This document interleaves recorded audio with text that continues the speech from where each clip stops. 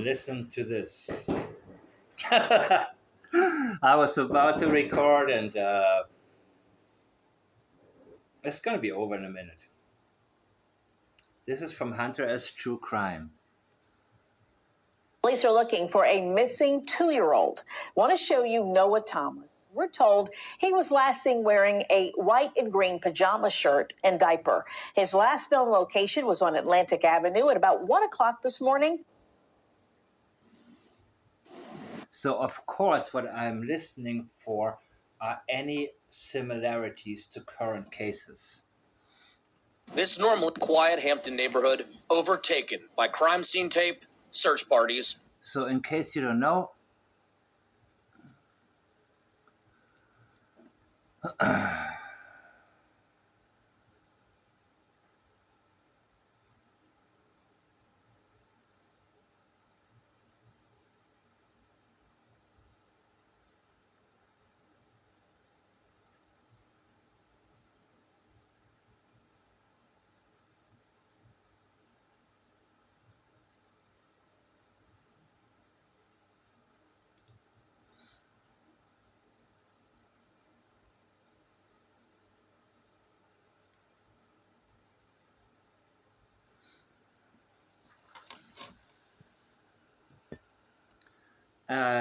Julia Tomlin reported her 2-year-old son Noah missing in June 2019.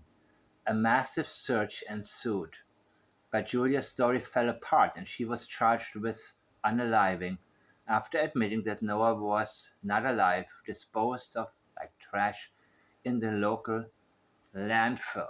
And there's a little bit more of a storyline. Well,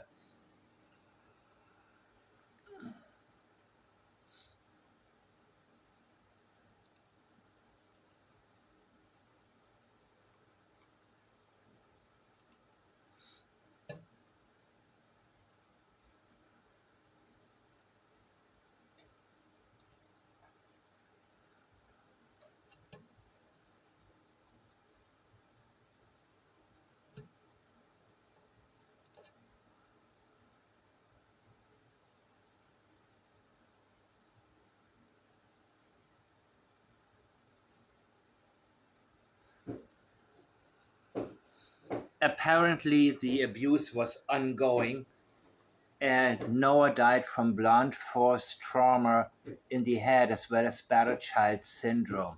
So this is another situation where there has been ongoing abuse that led to the unaliving. And this is something that we always have to keep an eye out for because so many times, and the mom has been sentenced for 55 years.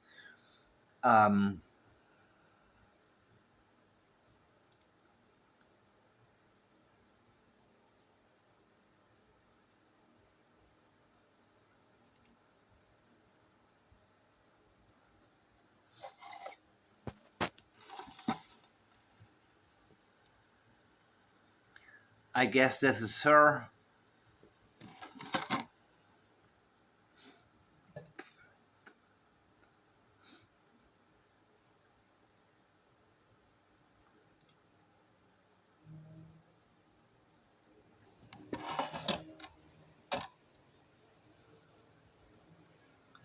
Why am I talking about this now? Two reasons. Number one, Hunter S. True Crime has posted a day ago. And I like that channel. I get a lot of good out of it. Hunter S. True Crime seems to have a way of getting to the right statements so many times when it comes to Daniel Martel or several other people as well. And that is something that I deeply appreciate, the ability to get to the right statements. And you can apply the rules of statement analysis when you have a statement in front of you, but not everybody seems to be able to get to what is good, which is why so many people, they send me things that are absolutely amazing, but then sometimes things that are not so important. So I always want to make sure that I take extra time to teach people how to save time, how to get straight to the things that are important. And the title is the second part. We woke up and he was gone. Where have you heard this before? We woke up and he was gone. First of all, there is unity between the parents because they got their story already straight together.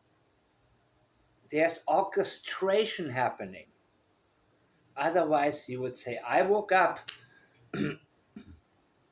I went into my son's room, and then I ran through the house and I screamed his name outside or whatever. I called police. You would say it very much the way that it happened, bit by bit, how you can emotionally recollect what you have been through. There will be experiential memory. There will not be a straight story necessarily, but you're going to talk about how you remember the event. And when you speak for yourself and your partner, remember what Malehya Brooks-Murray talked about. Me and my partner, Daniel. Why don't you just talk about yourself? These are your own two children. And then there's a finality. He was gone. Poof! He was gone. This acceptance of such finality is already unexpected.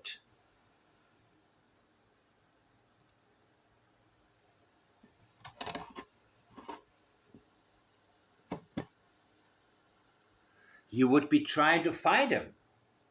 You wouldn't stand there and go like, oh, he's gone. No, you would not be able to accept that he is simply gone.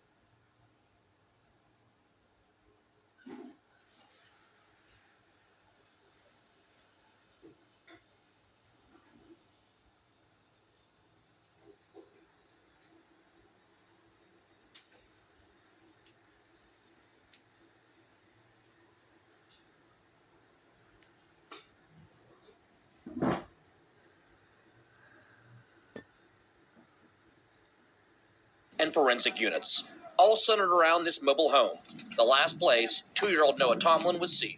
According to police, Noah's mother put him to sleep around 1 a.m. When she went back to check on him, he 1 a.m.? was gone. She reported him missing to police around 11:30 a.m. Again, remember, battered child syndrome. Yeah, this doesn't come out of the blue, people. That's why whenever I hear about CPS issues, Sebastian Rogers, Jack and Lily, it's always there. Not always, but it's when it's there, it's very important for us to never ignore that.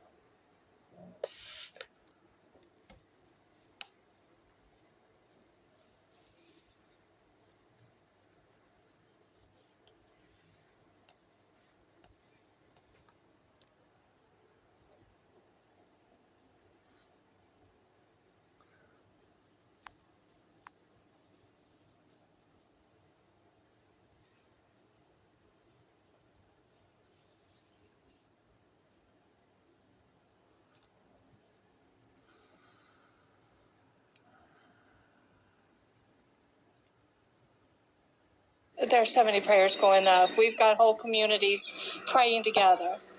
And I pray for a safe return. I have a daughter. I would want someone looking for her if she was missing. I've never searched for a child, but I'll be willing to crawl in here on my hands and knees to find the baby. We also spoke with a neighbor who knows the mother personally. She says she lives in the mobile home with 3 children, all under the age of 5. I spent a lot of time with the kids. I love the kids. I've done a lot to help her and everything, because there's a lot of times that she needs a break from them. The mother... Yeah.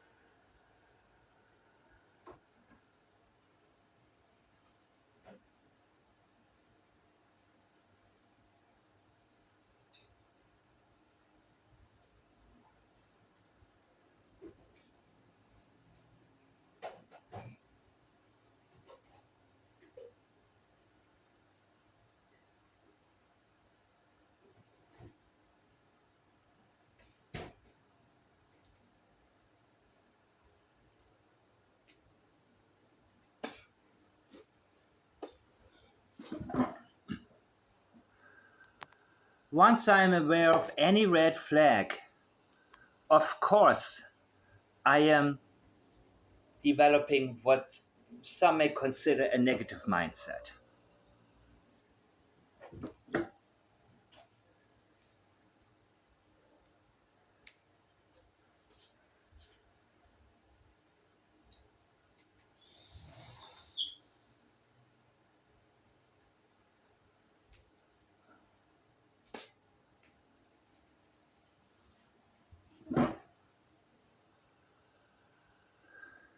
To be exact, I disagree with such interpretation, but of course, once there's something, I know there's more.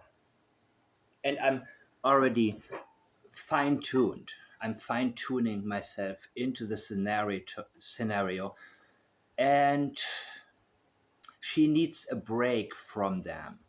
So even though that is also an interpretation by that person, I'm asking myself, how does it express itself that she needs a break from them?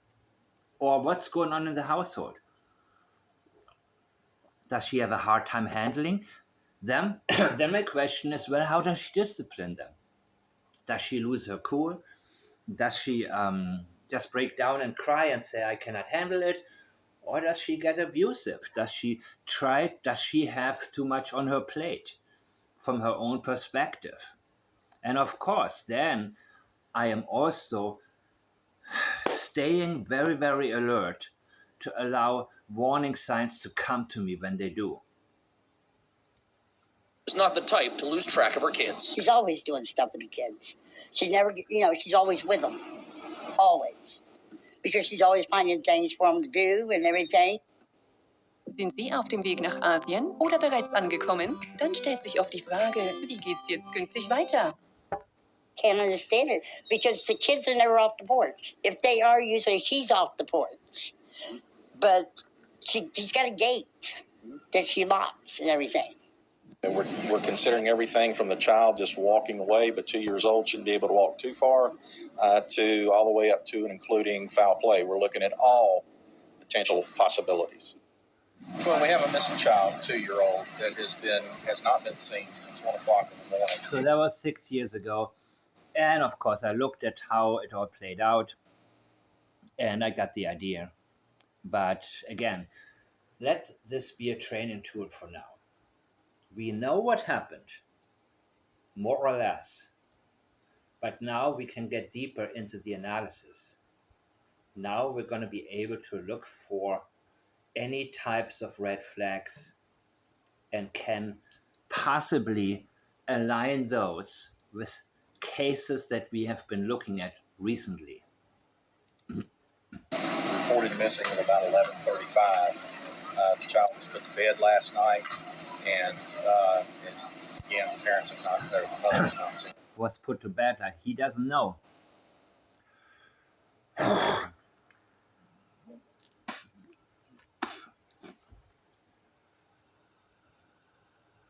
So even if it comes from law enforcement, be very, very careful. Even if it comes from media, because there have been articles saying, well, Jack and Lily, they walked out into the yard and have not been seen again. Well, how do you know that? So we need to always look at the proven facts as well as the statements from the people who were there. Child since about 11:30 this morning when she reported missing. We take these situations extraordinarily seriously, and we are unable to locate the child after a number of searches. So we've called in additional resources. At this point, we are Of course, I do not like hearing any kind of public statements from law enforcement, because to me it's a waste of time. They're all saying the same things, you know what I mean? ready to escalate that even further. We will be having assistance from the Virginia Department of Emergency Management search team. We've requested some assistance from the state police with their mobile command post. And of course, they're told to say that, and that's also to tell everybody how important all these agencies are and how, you know, anyhow. We've called now, just recently called in the FBI to assist with the investigative side of this. We're considering everything from the child just walking away, but 2 years old, shouldn't be able to walk too far, to all the way up to and include 1 a.m. But other than that, we're not prepared to go into further details. So at 1 a.m., she says she put the baby to sleep, and then poof, he was gone. Search continues. You're taking a look at the mobile command center right there, set up behind us. And they have told us, police, that they are scaling back some efforts overnight. For instance, they're sending home their police dogs. But first thing tomorrow morning, as soon as the sun comes up, it's all... Roads are going through low-lying areas with a fine-tooth comb. Covered the shoreline multiple times while Noah's parents spent time at Hampton Police Headquarters overnight. I can't go into... I don't know where exactly he was found at this particular time. I haven't looked at that yet, the details. I looked only at a little bit. So they're searching the shorelines, and of course I'm thinking about Dylan Ehlers and his father, whom I suspect, and I've explained previously why. The investigative aspect of it, but I can tell you that our investigators are diligently exploring every option. Every minute that goes by, it's drastic. Nobody has seen the toddler in almost 48 hours, including his mom, who reported him missing to police. It weighs deeply on the officers. I mean, we're out here and we're putting everything that we have. And of course, what I notice is, where's the mom? Where's the mom screaming into the camera to ask anybody to bring her child back? Into locating this juvenile. It's turning into an all-hands. So this is Jack and Lily, not all over, but all under again, if you will. That was before Jack and Lily. So these people, this is like Malehya, just absent from the camera. On deck search. Crews are searching areas more than once. There are eyes in the air and divers in the water. Trying to look for the baby. Yes, trying to help. And it's not just police keeping an eye out. Cousins Susan Tinker and Sarita Galicia are out searching too. We had a couple hours of free time, and And even family members, they don't necessarily know or suspect. They may suspect, but, sometimes family members, they know, or they have a very, very strong feeling based on the history, what could have happened, but other times they're oblivious. minute counts. Galicia has a 2-year-old son. Of course, this is not that exciting with us already knowing what the outcome is going to be, but let's see how long I can do this. For her own. He sleeps with me at nighttime. I am a hovering helicopter. I couldn't imagine. I don't want to imagine. Police also searched Bayside Mobile Home Village. That's where Noah's mother lives. Neighbors say the situation is scary. I hope everything turns out for the best. It's just a sad situation. Police say they're talking with the parents, but no word on what information detectives got out of them. Tonight, there's a desperate plea, not just from family. Not a good sign, huh? But the community as well. Somebody knows what happened. I don't care what they say. Somebody knows what happened. And so I really hope that if they're honest and they have kids, they would bring that baby back if they took it or tell somebody what happened. By land, air, and sea, detectives with Hampton Police Division continue to search for 2-year-old Noah Tomlin. The longer we go, the more concerned we are for the child's safety, particularly if that child is alone. This morning, Chief Sultan is going to provide an update into the investigation for the missing juvenile, Noah Tomlin. Good afternoon. First and foremost, our concern and prayers are going out to the family of Noah Tomlin. What we know today has not changed much since the first announcement. Noah has been missing since June 24th at 1 a.m. It was the last time he was seen, Monday morning, when he was put down by his mother for bed. And when she went to check on him around 11 or 11:15, she did not find him, and she reported him missing at 11:36 Monday morning. Since that time, an intensive search has been underway. In conjunction with that search... So there's a 2-year-old, hasn't been seen since 1. So we're talking about 10 hours. I forgot what she said. Doesn't matter. But it's a very, very long time. Don't you check on your kids when they sleep or sporadically? An intensive investigation has been underway. What we're here to update you on today is the search portion of our efforts to locate Noah. We have looked on land, water. We have checked. Of course, what I would have done is interview her, as I'm sure they did. And when I interview, I analyze, meaning I get right to it. And I would be able to assist law enforcement, would have been in this case, because people leak information. So they are not revealing what these conversations were all about. Maybe they don't have the right person to work there and guide them in terms of analyzing the statements of the parents, but I'm pretty sure it was a red flag parade. Trash, dumpsters. We have checked neighborhoods, houses. And of course, that's a habit from law enforcement to talk about what they have done. Underneath buildings, in sheds. We actually covered the area multiple times with different teams so that we would have different eyes checking the same locations repeatedly. This has been very intense over the last 48 hours. Believe it or not, I will draw the person you will marry. One of my clients asked for a refund. She thought the man I sketched. Today, we have shifted our search efforts to the landfill. Oh, yeah. We planned for it early. We worked with our public works department. Never mind. I think that's where he was found. To isolate trash to where we wouldn't get into having to search an entire landfill. We also stopped trash pickup in the area so that we could check trash before it was transported. But we know we always miss something. So this is the next phase. But today I wanted to make sure that we were transparent and letting you know why we are here. We are on the investigative side working with local, state, and federal investigation. And that includes the state police, that includes our investigators, but it also includes the FBI up to and including behavioral science unit associated with the investigation. We are working with all of our neighboring jurisdictions. We're working with, we have worked with the Port of... So behavioral science unit depends. It varies from location to location. Some of them are really useless. Some of them are great. And so, yeah, I think that looking at what happened here, I mean, it's at least a good sign that they're bringing them in. Let's say it like that. Authority, Maritime Response Team. We've worked with the Air Force OSI resources and their security forces to assist, Tidewater Search and Rescue, the Virginia... Shut up. I would say she's holding up about as well as you could expect under circumstances. All right? With that, thank you very much.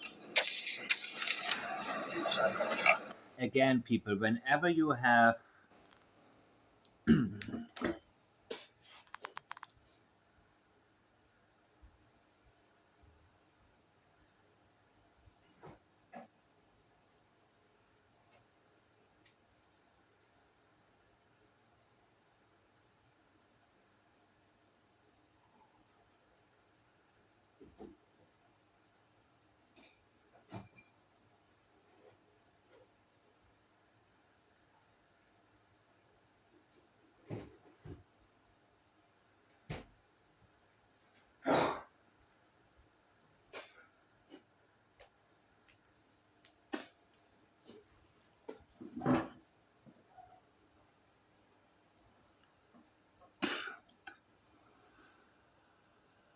official statements anywhere,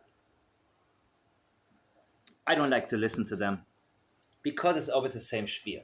You know what I mean? It's like they want to talk about, well, we are working hard, they are working hard, we have called the FBI, and then behavioral stuff, blah, blah, blah, blah, blah. The cops, of course, they talk with each other and between the units in a very different manner.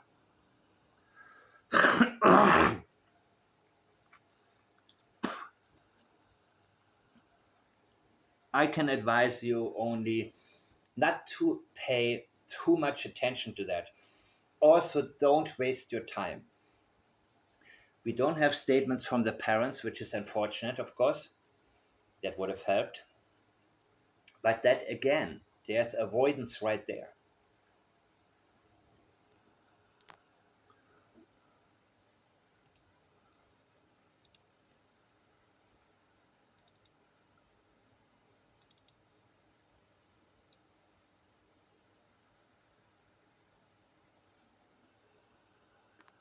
Avoidance is not only linguistic. Avoidance can be avoiding eye contact. It can be, changing subjects. Of course, that would be linguistic, of course, partially, at least. But, avoiding to speak in general. Because we would expect the mother to run to the camera, especially if the camera is by their mobile home park. They would run there, please bring my child back. This in itself is a huge red flag, people. And we have to always ask, why are they avoiding? Why is Malehya Brooks-Murray avoiding to speak?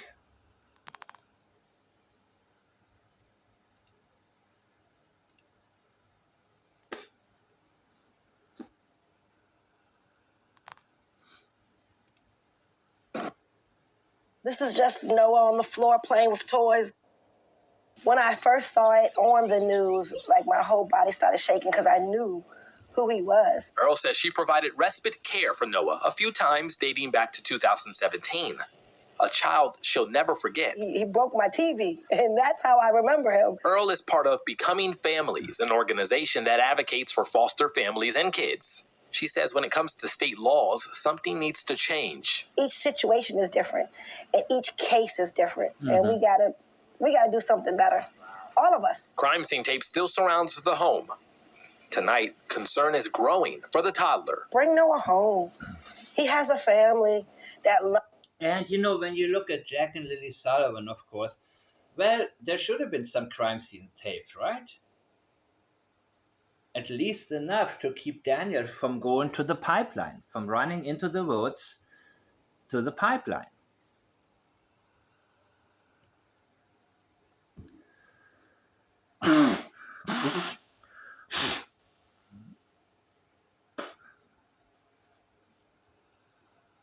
That would, of course, be an extended crime scene, and we don't really know how far a crime scene reaches.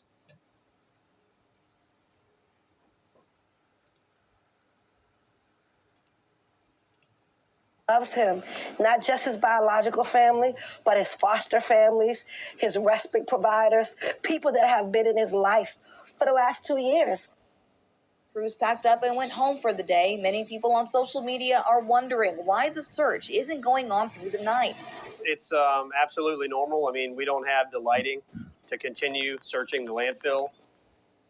Right. Daniel Martel taught us that, right? That at night they don't do too much searching. Into the overnight hours, so we're dependent on the daylight to be able to do that. People in the community say their hope is starting to dwindle, but police say they're still pushing forward. Of course, in this particular situation, you realize the child couldn't have walked away, and that was very similar with Jack and Lily.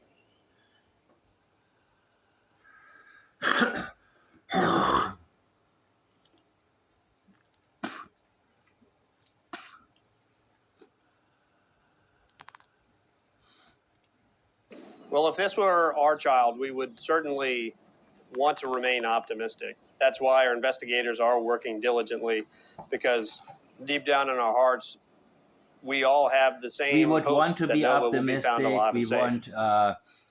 We want to have hope. Yeah, You see, realistically speaking, of course, if you know this child couldn't have walked away,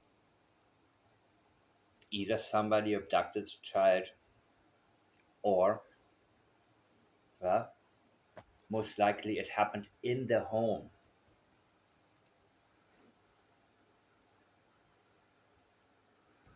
Day 4 of the search for missing 2-year-old Noah Tomlin had officials back out at the Bethel landfill in Hampton.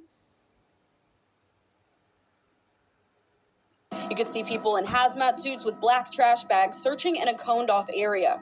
There was also multiple ambulances and a command center post set up towards the west end of the landfill. We're told forensic teams are at Hampton Fire Station 11 waiting if they do find anything suspicious in this case. Now, that's just across the road. But outside of the landfill search, investigators are also checking with Noah's extended family members for any information on where he might be. I'd actually just heard from Noah's mom, Julia Tomlin. Now, she says Noah can't walk well, and he possibly has autism, but she says he loves every... Oh, wow, how beautiful. He possibly has autism, right? He's 2 years old, but she already knows he possibly... Look at that. This is the same like with Malehya Brooks-Murray. This is such a similarity. Remember Melissa Proudfoot talking about Sebastian. Why did she talk about him in a way like he was severely disabled? Because she wanted to make sense of a story she was trying to sell. And the story that she was trying to sell was that Sebastian walked out of his own home, barefoot in the middle of the night. So if somebody comes along and says that makes no sense, then they preemptively have already said, well, you don't know what it's like to have an autistic child. Who are you to tell me what an autistic child does or doesn't do? Who are you to tell me what's normal and what isn't?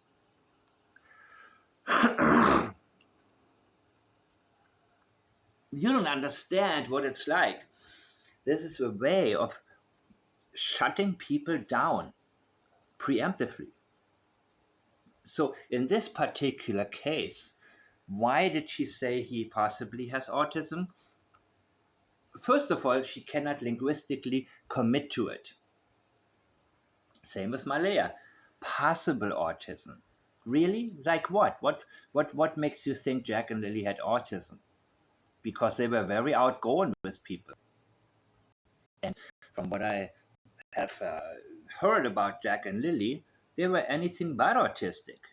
They had learning issues in school, as Malehya would say, because they were just living in a chaotic household and they were not intellectually nurtured. So this already is something that we want to be aware of, that she is limiting somehow what her son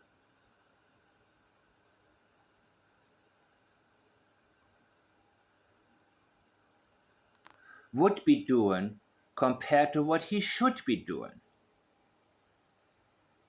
What she wants to tell you is, what she wants to do is plant a seed in your mind.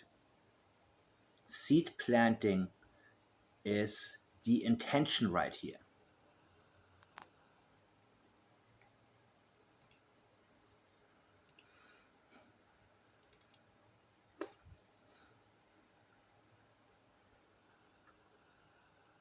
We already covered avoidance. Intentions in a statement.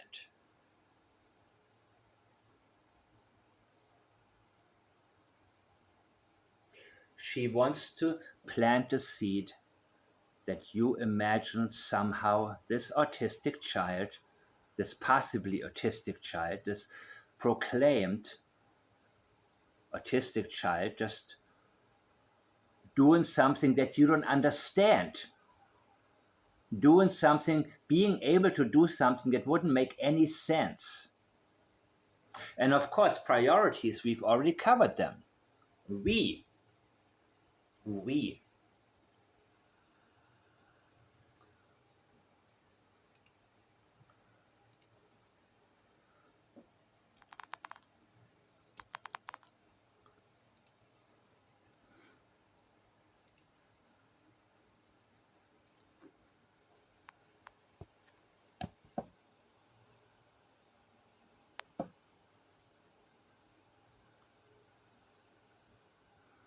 We woke up and he was gone.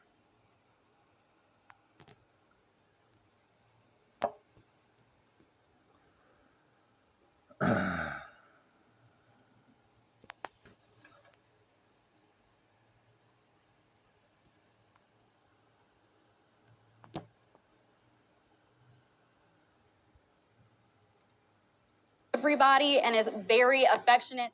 He loves everyone and is very affectionate. Holy crap, people! Did you see this? Is something wrong with my lens? Well, let's keep going. This is really important, guys. Really important. Do I need to remind you what... Can you see this? My God, man, what's going on here? But she says he loves everyone and is very affectionate. I don't need to remind you what both Daniel and Malehya said about Jack and Lilly, right? They will go with anyone. They will talk with anyone. You know what this means? It doesn't have to be us. That's what they're saying. That's exactly what Daniel Martel and Malehya wanted to do in terms of planting a seed in everybody's mind. Don't look at us. Everything points towards it having happened inside of the house. But no, don't look inside of the house. We were the ones there, but think about everyone. He would have gone with everybody, with anybody. You see how this aligns right now? I don't need to show it to you again, right? I think you remember from Daniel and Malehya. His family has remained silent. Until now, Noah's mom sent 13 News Now several text messages. He walks but still stubbers. How are you and the rest of the family doing? The other 2 children are safe. Me and my family and friends are praying and spreading his photo. I'm still working with law enforcement to help bring my baby home safe. Bring my baby home. Look at the similarity, man. Noah belongs home. Should I play Malehya?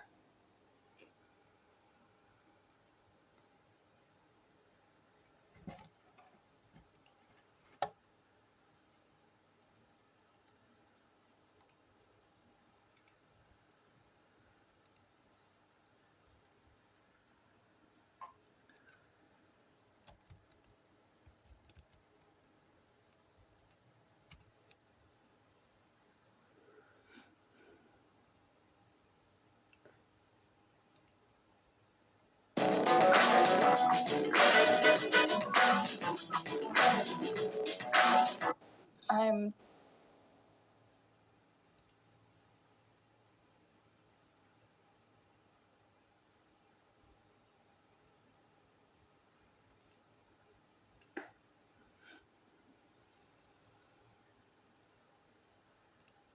just staying as hopeful as possible. I want them home. I want to hold them. And I want them home.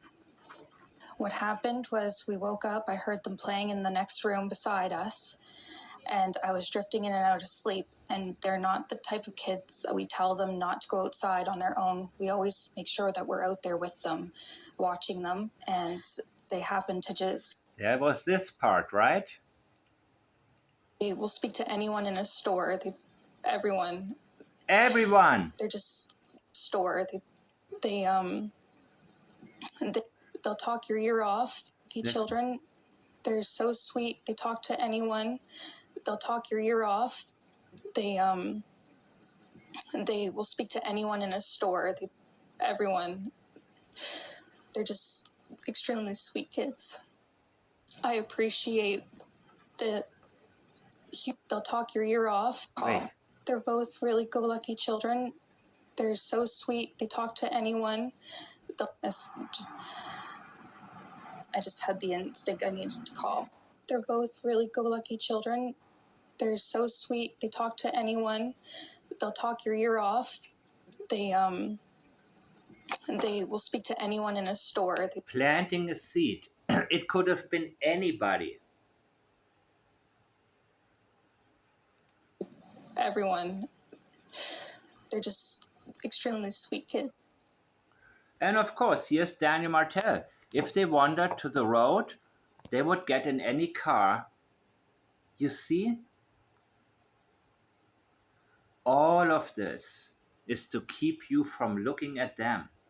And that always means that there is something that they are hiding. They don't want you to look closer at them because they know that if you look closer, you're going to find something. I appreciate the huge search effort going on right now, but we've been pushing for an Amber Alert, which hasn't been issued. Not just that they could possibly be abducted, which it is a possibility that they could have been. Again, only a possibility. Possible be abducted, which is a possibility. Twice she says possible. That's not a linguistic commitment. That is a very weak assertion. She doubles down on it because she's trying to convince you of it. But just an alert to let everyone know that they are missing. Everyone know that they are missing. Now she's in speech mode. Well prepared.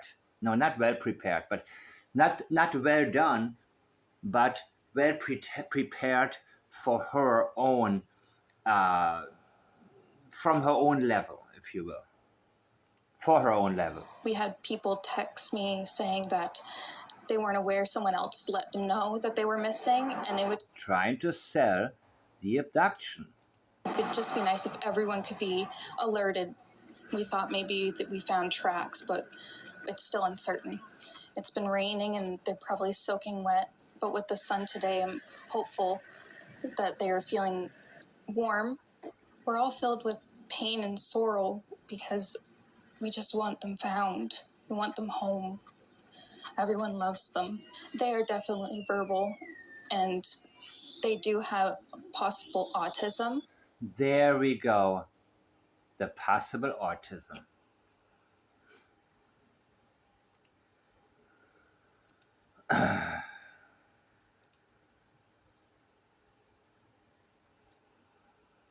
The repetition, home, home. Messages about the entire situation. Make it a habit. A 10-minute AI routine every morning. You'll be unrecognizable by Christmas. You in? So this. She starts off saying, I'm working real hard with law enforcement to help. I'm working real hard with law enforcement. What the hell? Where's my child? Where's my child? Where's my child? Help me find my child.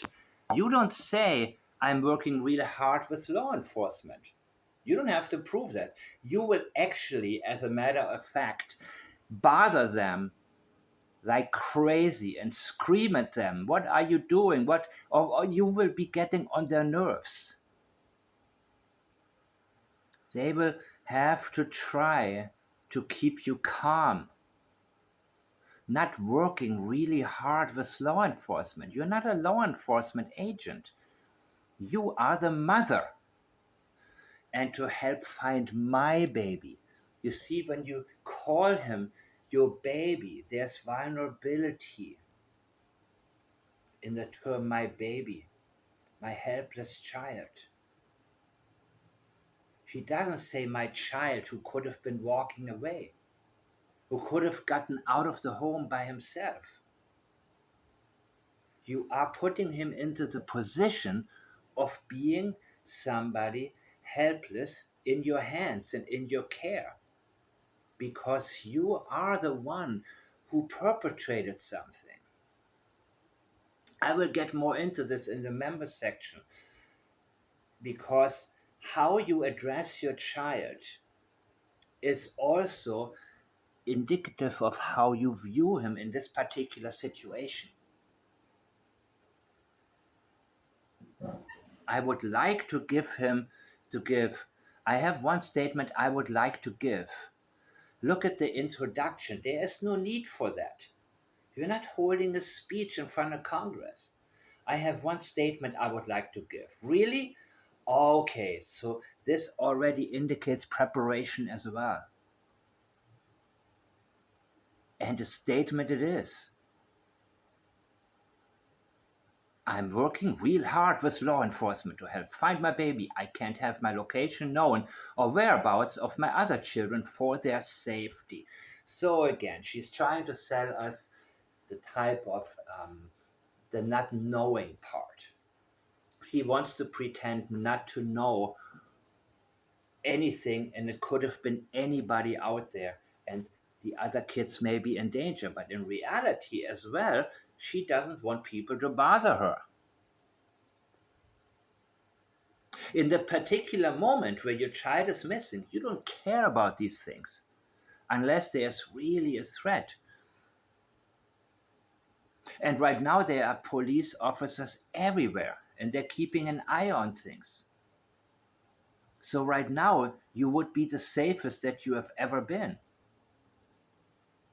I can't have my location known. I can't have. Not I don't want to. I can't have. This is not so far removed from Chris Proudfoot talking about, well, police told me I can't say that. I can't say this. I can't say this. I can't say this. I have no choice in this matter. But what she really wants is to be left alone here. You don't talk about what you're doing. You are talking about, you would be thinking about what you haven't done yet. What happened was, I have one statement. No, in a situation like that, you will panic. And you will not work real hard. This is trying to convince the real hard part. And you would want people to do what law enforcement isn't doing because there is urgency right now. Police can only do so much. You would alert the public and ask them to help and ask them to do whatever law enforcement isn't able to do manpower-wise at this particular moment. Find my baby. I can't have my location known or whereabouts of my other children for their safety. She sent this picture to us, taken last month. She says her son doesn't walk well, and this pediatrician said there are signs of him having autism. We asked her about the rest of the family. She says the other two children are safe. She and her family and friends are praying. The other two children are safe. Me and my family and friends are praying. And again, when you invoke deity at this particular moment, yeah, you would be praying, but talking about praying is another thing. It is not likely that you will have time to tell everybody, I'm praying. You would be praying and searching. And you're spreading the photos. Look at this. I'm still working with law enforcement to help bring my baby home safe. How familiar, people. Next time I will show you an example of where there was a real missing child's case. So we can actually compare and see how somebody would react. And those of you who have lost your child for maybe a few seconds or a minute or couldn't find your kid, the panic that you felt, you wouldn't say, I'm working really hard on trying to locate my child. And you surely wouldn't say at this moment, oh, my child is gone. You would run around and be restless, and you would only do whatever you can possibly do to help find your child. And spreading his photos. She goes on to say Noah belongs home. His family loves and misses him. Do I need to remind you of how Katie Proudfoot talked? Bring him home, bring him home, bring him home, bring him home. No, bring him with me. The emphasis is the home. But as a mother, having the bond that you have by nature with your child, the emphasis would be, I want my child.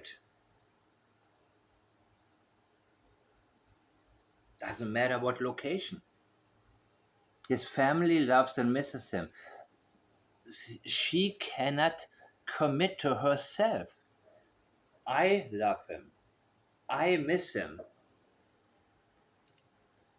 Today, fire crews went back and forth to the landfill to search for the toddler. You can see here one crew returning and washing off gear. Checked under houses, they've checked in sheds, they've checked cars. I'm hoping they checked the trash cans. I'm hoping that's why it hasn't been picked up. They've had drones out here, they've had dogs out here. Police say they are still confident in their search. We've gone over the area so many times. We put so many different sets of eyes on the... Of course, it's different with the police officer than it would be with the mother. They are doing their job, and they want to let the public know they are doing their job. They are in a different position. The mother will not rest until the child is found. Police go home to their own families at night.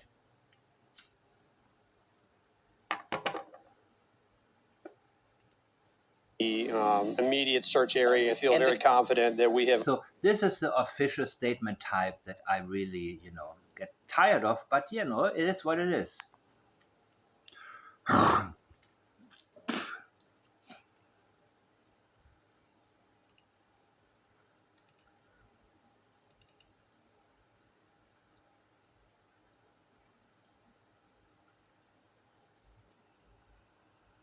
And of course, I habitually analyze everything. What are the intentions?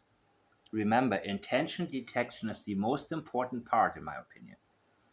The intention is to tell the public, don't think that we're just standing around, sitting around, and not doing anything.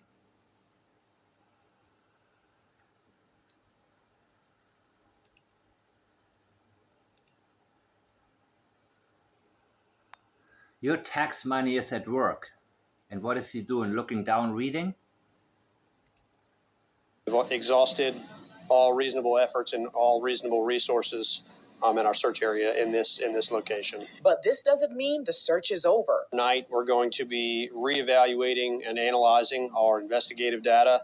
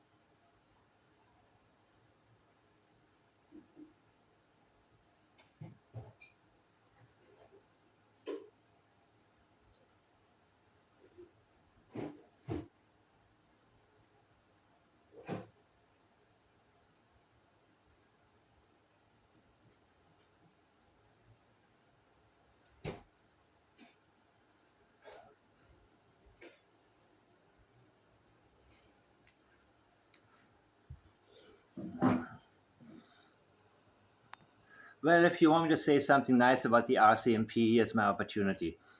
At least they had their stuff memorized. They didn't have to look down and make it so obvious that what they're saying is, at least they try to make it sound a little bit more natural. To determine where to go to next. Police are racing against the clock to find 2-year-old Noah Tomlin as the search enters its 5th day. Authorities are looking for the little boy and clues that may lead to him. Today, they will be back out at the Bethel landfill for the third. And of course, let's keep going. Day in a row. That's about 10 miles away from here.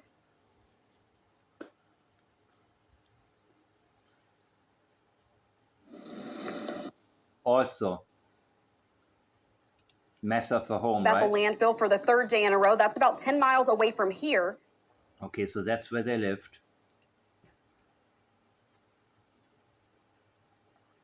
And the news media, of course, they they zoom in on those things, and make no mistake. I mean, these reporters, and they're friends with law enforcement officers, and the officers, of course, they give you this spiel in public. in front of the camera, but in reality, they talk with their reporters and say, there's no way that this couldn't have been a so-called inside job, if you may, refer to it as such. Good evening, and thank you for being here on such short notice. This is a long one. Tonight, our hearts and prayers continue to go out to the loved ones of Noah Tomlin and for Noah Tomlin. On Monday, June 24th, at approximately 11:36 a.m., the Hampton Police Division was notified by Julia Tomlin that her 2-year-old son, Noah, was missing. This began a very intensive investigation conducted by the Hampton I have no patience for this. Police Division, other local, state, and federal partners. Much of this you have witnessed throughout the week. What you have not witnessed is the intensive investigation going on behind the scenes. Mm-hmm. This continues to be a two-pronged process on both the search and investigative efforts. But tonight we are announcing an arrest related to the disappearance of Noah Tomlin. We are arresting Julia Lena Tomlin, 34-year-old Hampton woman, the mother of Noah, in connection with his disappearance. Mm-hmm. Charges are pending. Unfortunately, to date, Noah has not been found. Based on the highly coordinated investigation, we believe him to be deceased. This leaves us a little bit speechless, but the search for Noah continues. We'll never give up hope. The Hampton Police Division, along with the Hampton Fire Department and our agency partners, are intensifying our search efforts to find Noah with a more specific focus starting now.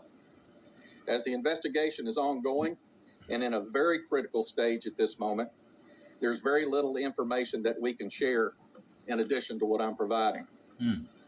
We ask that everyone keep Noah and those that love him in your hearts and your thoughts as our officers and agents continue their tireless efforts to find them.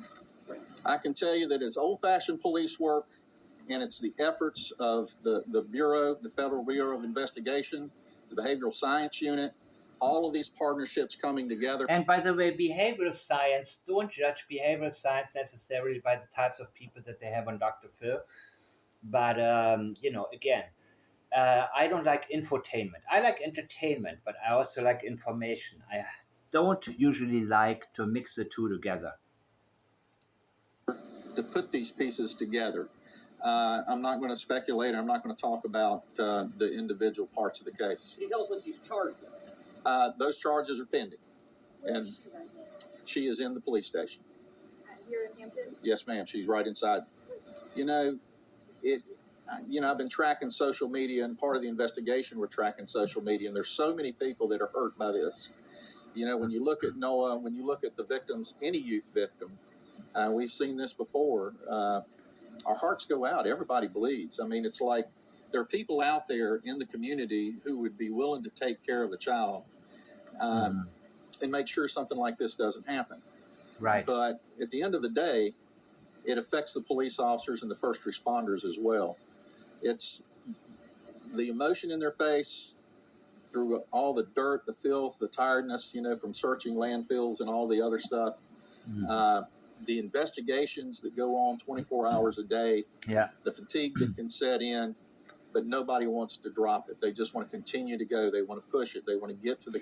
And I don't undermine that, by the way. I want to make this very clear when I talk about the official types of statements before. I want you to be very, very able to discern when there is a speech being made or when there's actually information being shared, as I have done also when it comes to the latest article about Jack and Lilly. Conclusion, they want to find Noah. And, we all pray that we still find him safe, but that's just not the way it's pointing at this point. Her other children are being taken care of. We have child protective. Yeah.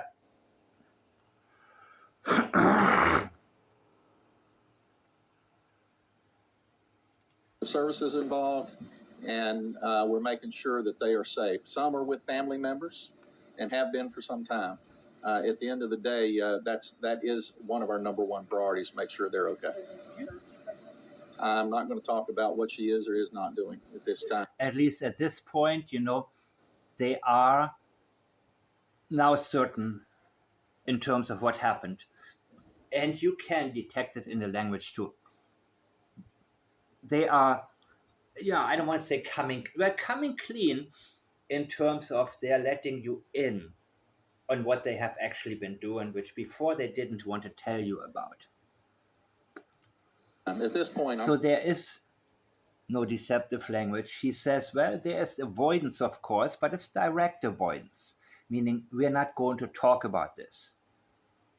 And there's a reason.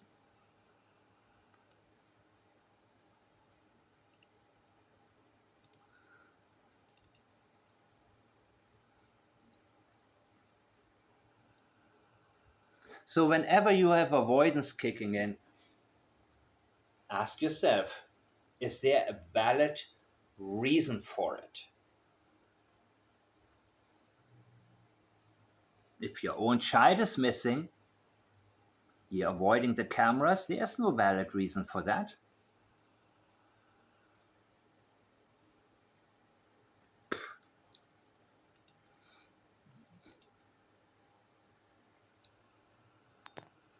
Which is why the mother was hiding behind claimed safety concerns for herself and her children. I'm going to have to shut the conference off. I assume that the initial charges will be filed sometime this evening. And that'll be all. Thank you.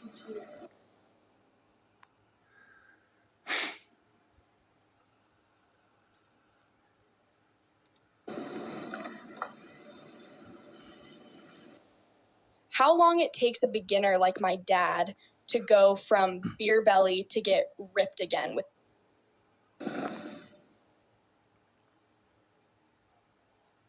morning again, Ms. Tomlin. Come up and have a seat at the table there, please.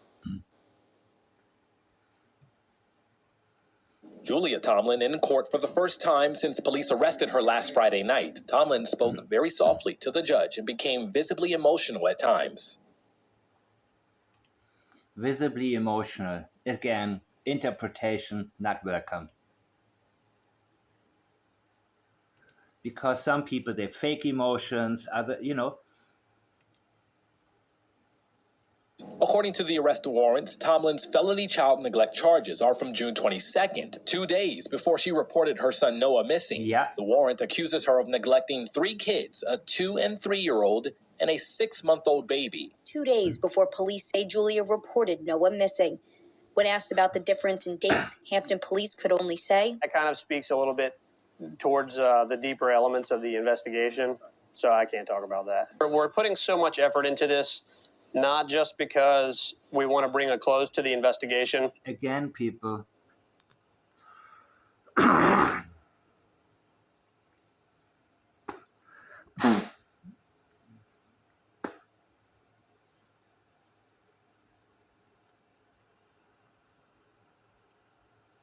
We want to look at the history. But it's what Noah deserves. This morning, we learned a little about Tomlin and her criminal past. A judge found Tomlin guilty of child neglect in 2010. According to a criminal complaint, Tomlin told a So, she had kids before? detective she sat her then 1-year-old daughter on the stove. She said moments later her daughter fell on the stove, leaving her with severe burn marks on her back. Both of the girls' parents told detectives they never took their daughter to the hospital. Tonight, the search for Noah is intense. Not only are crews searching the landfill, they're now at the Hampton NASA steam plant. Police say the conditions, especially in the landfill, are grueling. Digging through the entire city's trash, it speaks volumes to what it means to them to get this child recovered. Yeah. Officers that are on the search, again, he is one of the speakers. He's the guy who gives speeches. And of course, his priority, to praise law enforcement. remain dedicated. Many of them volunteer. Like I said, dedication. Dedicated.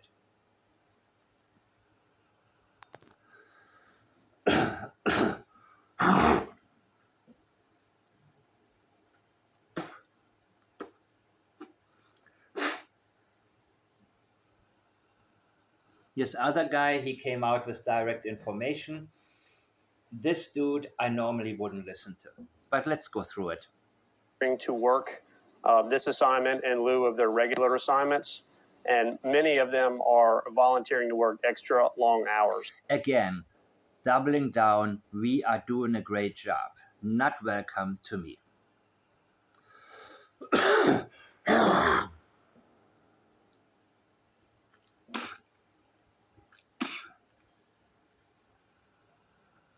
It may be true, but it is not giving me information.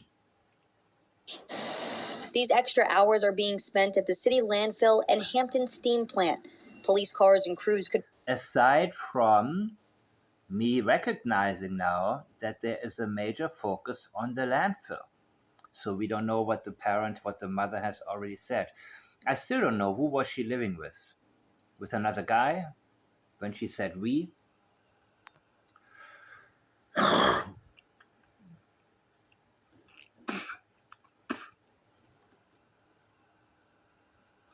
Let's get to the rest. Be seen outside of the steam plant building today. City officials say the steam plant is where some of the city's trash goes instead of the landfill. There it is turned into renewable energy. And it's where Hampton police say their search efforts will stay for now. While we're not ruling out other locations altogether, at the immediate time, that's where our search efforts are focused, both at the landfill and the steam plant. And you see, he doesn't say search efforts, he says search efforts. There's no misspeaking. Warten Sie immer noch darauf, dass Ihr Traum endlich wahr wird? Träumen Sie von den tropischen Inseln Thailands? As the sun began to set over Hampton, the candlelights flickered below. People in the community came together for 2-year-old Noah Tomlin. Very emotional. A little boy is lost. We don't know where he is. We're trying to come to terms with the devastating news that police have reason to believe Noah is dead. We were shocked. We honestly thought that thoughts were led to somebody taking him for his safety. We really weren't expecting to find out, to see it. Taking him for safety? At all. For the first time, the woman who was Noah's foster mom at one point spoke out, emotional and sharing what Noah meant to her. Yeah, and again, all of this history with foster and, yeah, you know, no surprise. Bless his little heart and blue eyes. You couldn't tell him no. Although I call him no-no. Because that's all he said was no-no. But he sat on the couch with me and held my hand. And he just grabbed my hand, like as if to say, I know I'm safe. Yeah. Know that there was Yeah, I agree. just a little person who was out here that... And you see, even a little child, a child that's young age, can sense already where they are safe and where they're not safe. So children can be very perceptive. And I talked about this before when Janie talked about how Jack reacted towards her, that he would cross his arms and say, you know what?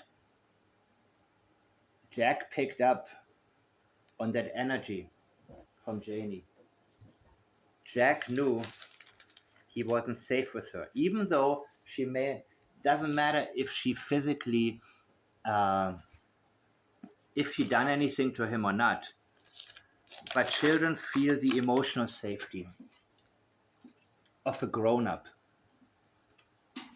And yeah, I'm not surprised that he wants to hang on to somebody he feels safe with. So what she said, I really, yeah, I can see that.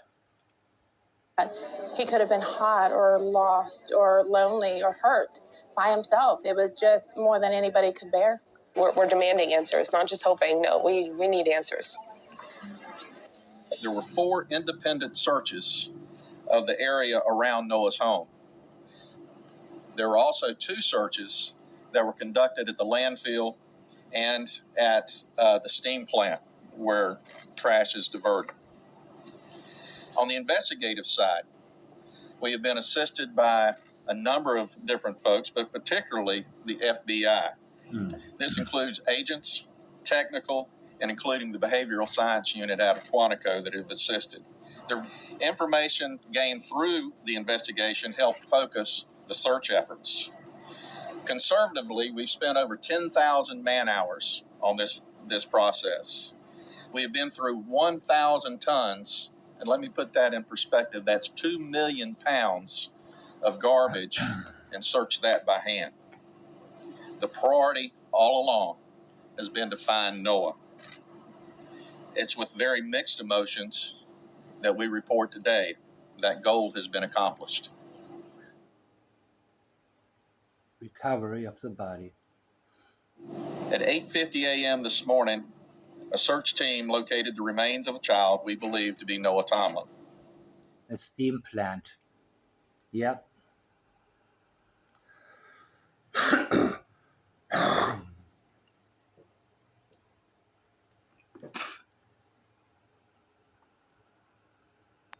What was she trying to do? Divert him into renewable energy?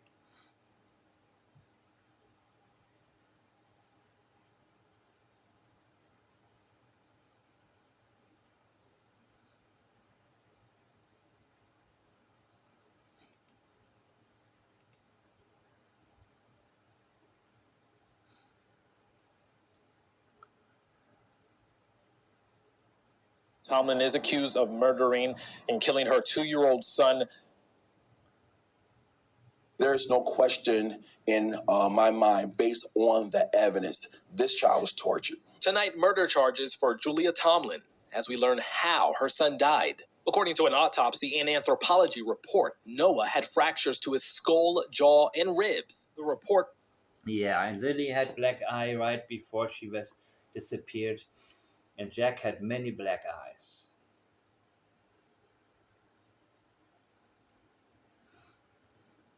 Revealed that Noah's abuse was so gruesome, his bones stopped growing. Commonwealth's attorney Anton Bell described Noah's injuries as if a child had fallen several stories from a building. Nothing really kind of grabs you like seeing a child or a toddler being the victim of a crime, particularly something as horrific as this particular crime. According to the... So that's why we always have to focus in on what leads up towards something, because usually it gets worse gradually. You don't have a squeaky clean family that all of a sudden unalives their children. Usually there are signs already there. And when signs are there, and then you have a missing child's case, as is the case with Sebastian Rogers, and of course Jack and Lily Sullivan. The CPS history. Logan McKenzie telling us Daniel has proven himself again and again. With that statement, she leaked the fact that he was the problem. And it was an ongoing problem. If he had to prove himself again and again, well, if he already proved himself, why would he have to prove himself again after that? And for what?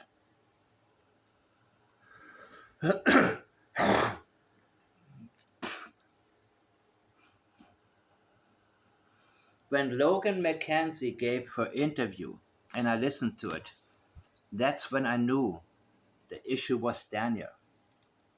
Medical examiner Noah's body was in a state of decomposition when search crews found him inside the Hampton NASA steam plant in July. The only things recognizable, his liver and one of his legs. She should never, ever get the opportunity to ever hold another baby or to ever be in a caretaker role. Julia Tomlin was brought into the courtroom today wearing shackles. 14 witnesses were called in for today's preliminary hearing. One of those witnesses, Brad Bailey, was called in by the Commonwealth. Again, she could have given up her children. You know, why do these types of people insist on raising their own children? He claims to be the father of one of Julia's children. 2 days before Noah was reported missing, Bailey said he went to Tomlin's home. She had called me the night before and about 10 times in that day. I should say, like, she wasn't able to clean her house. So she needed me to provide her this so she could clean her house to make it suitable for child enforcement. Yeah, so she wanted him to help clean her house, to make it CPS ready and give the illusion that their children have a safe home, a clean home. Man.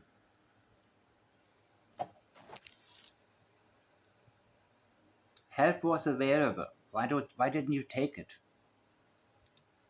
Said that afternoon around 1 to 1:30, Noah was alive. My focus wasn't on Noah, but he was there in the living room. Then Brian Knoll was called into court. He claims hours later that same day he went to Tomlin's home with his daughter. He says at that time there was some question whether he could have been Noah's father and wanted his daughter to meet Noah. He said Julia wouldn't let him see Noah. Anyway, we can just maybe me and my daughter can just peep in. We won't wake him, to see Noah. And again, Julie responded that, well, he's asleep. I'm 65. And today I'm trying my first Tai Chi workout.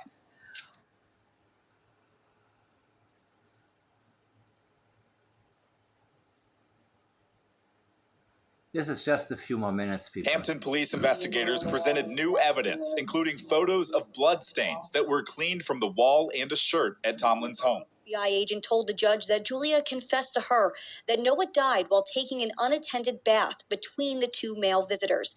She says he hit his head. Okay, so the second male visitor, yeah. There Noah was already, when she said he was asleep, no. That was, the bath in between, before him. And drowned. Instead of calling for help, Julia told the agent that she put him in his bed. So when Noel came to the house, it looked like he was sleeping, according to the agent. The agent then said that Julia put Noah in a diaper box and had a friend. Again, remember the statements made by Daniel about, which I believe is leakage, that Malehya said, should I call 911? And that he said, no, wait. I believe there's a possibility that this is him actually leaking an actual event. And there is a chance when Jack was rustling in the kitchen that he was maybe getting into something. And there was a point where Malehya may have suggested, let's call 911 to get Jack help. And Daniel panicked because he could have gotten into a substance. That would have been Daniel's responsibility. So, that can be a reason why not to call 911. I talked about Katie Proudfoot, her leaking that Sebastian Rogers fell out of bed around 10 p.m. Likely being over-medicated, in my opinion. Maybe he tried to toss and turn and vomit and fell face down to the bottom. I don't know, was he alive or no longer alive at that moment? She did not want to call 911. And this woman didn't want to call 911. Why? Well, even though she's a horrible mother,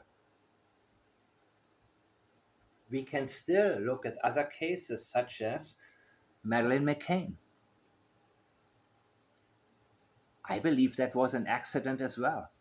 But I also believe that Madeleine McCann had been medicated to go to sleep and was drowsy when she hit her head. They didn't want the other children to be removed. And similar with Summer Wells. After what happened at the waterhole that led to, in my opinion, her passing away while in the car. These people, Candace and Dawn Wells, didn't want their other children to be removed. And this is one of the crazy situations that we have to deal with all of the time. that there are these unfit parents. In this case, a woman that tortures her son. And her daughter before that, on a hot stove, she was burned. On the one hand, these people want to keep their children. And on the other hand, you see, you can't judge anything by what you would do or what makes sense to us. We have to accept it as it is. The same with Malehya Brooks-Murray. What is her motivation and her intention behind hiding what, in my opinion, Daniel did? She doesn't want to lose Meadow. Throw the box away. All of this was 2 days before Julia reported Noah missing. Of the officers who found Noah Tomlin's remains at the Hampton steam plant testified he had to leave the scene to throw up due to the terrible smell and sight. Finally, after reviewing details of the medical examiner's report, the judge ruled that Noah's violent and unnatural death represented enough probable cause to certify the charges to a grand jury. The judge overruled defense motions to throw out 2 of the child neglect charges and the homicide charge.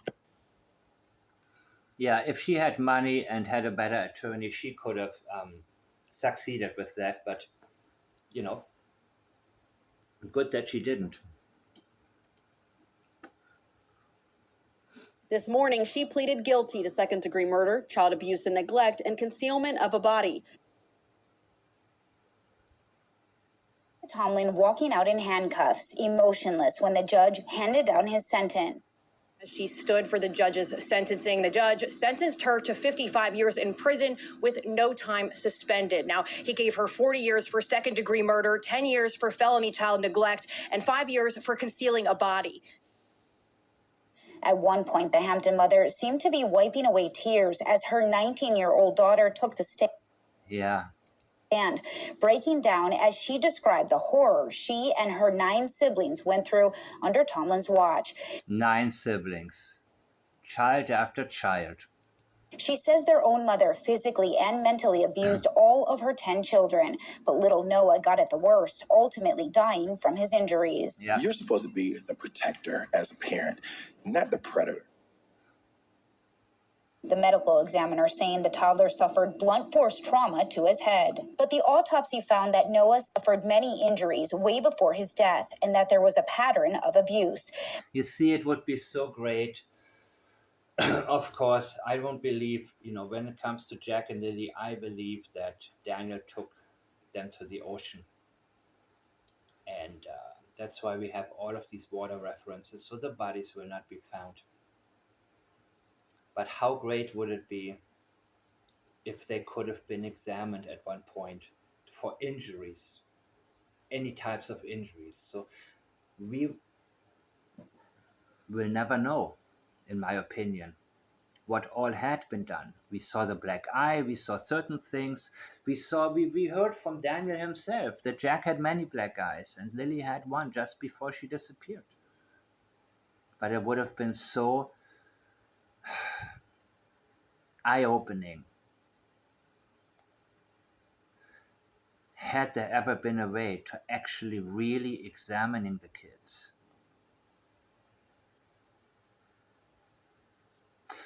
Seeing what types of injuries they may have endured over a period of time.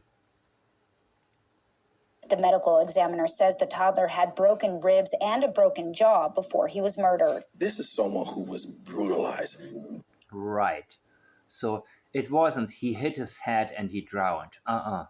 This is someone who was tortured. So you don't torture someone and then say, oh, I'm remorseful that I torture you. Yeah, so what could have happened? Well, again, I would like to have the statements and know a little bit more, but this was not him just accidentally hitting his head, taking a bath. Of course. I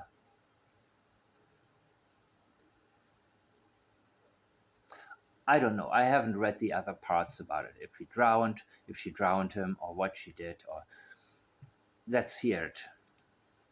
No, you're remorseful that you got caught. It's heart-wrenching that he had to die, and it's heart-wrenching that he had to suffer the way he did. Right. But at the end of the day, death was a welcome friend because this kid had went through the worst of the worst.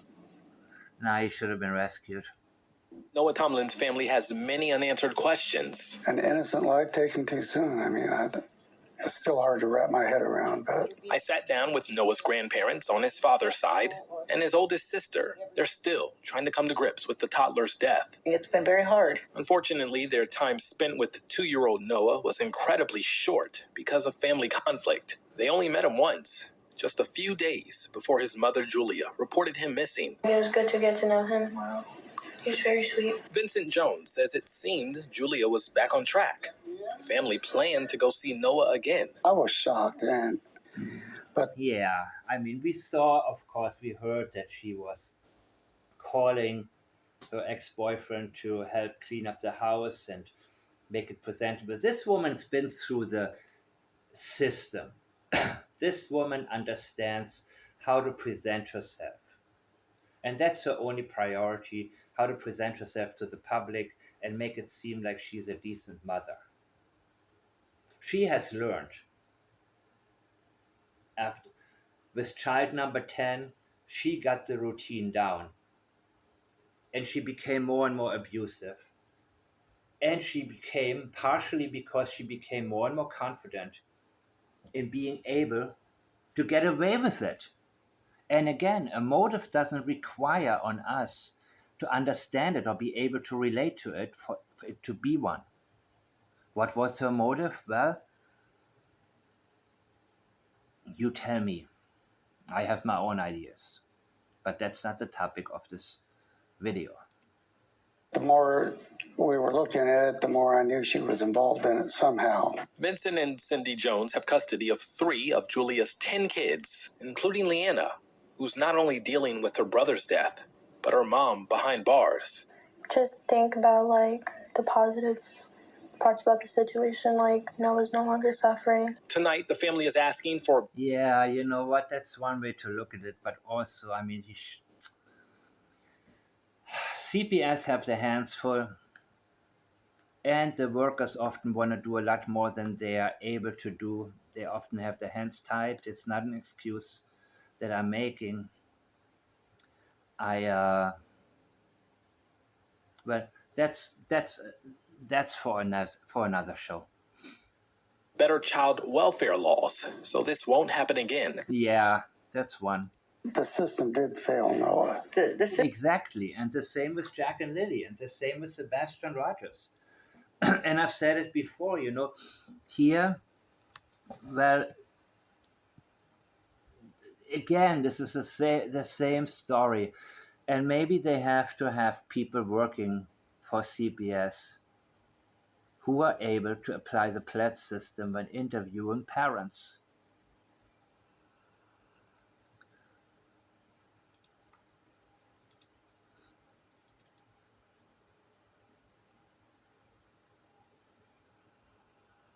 I believe that Malehya Brooks-Murray covered up for Daniel all of the time. Of course, if I was able to read any types of documents from CPS, maybe statements from Daniel and Malehya, I would be able to recognize the flags and apply the pledge system: priorities, leakage avoidance, intentions, deception, and sensitivities. And I would be able to determine whether or not I think a child is actually in danger.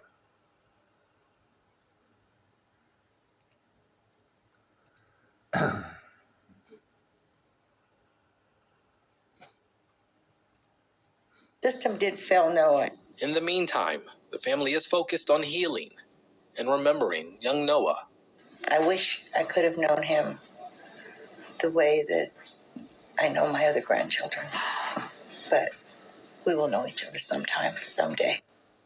When it comes to our kids, you're supposed to be the protector as a parent, not the predator. And so when we have parents that prey on their kids and they fail to do what is necessary to protect them. I think everything should be thrown at them to make sure they're held accountable and to send a message to the community. We are not going to tolerate that. Of course, prevention, in my opinion, is key to everything. As I have just stated,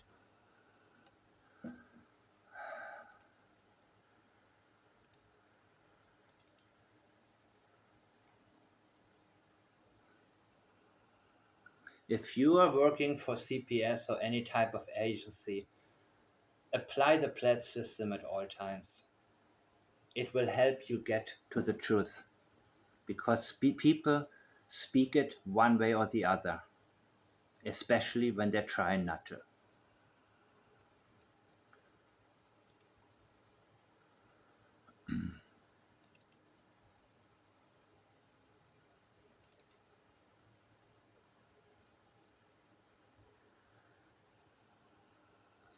I'm Mike the Man, and I'll see you as soon as I can.